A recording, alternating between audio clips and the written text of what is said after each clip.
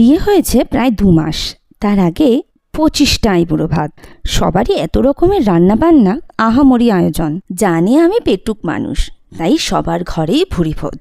মামাবাড়ির ভারী মজার স্বাদ আমি ওই দিন পেয়েছিলাম। কি টেস্টি ছিল সব খাবারগুলো।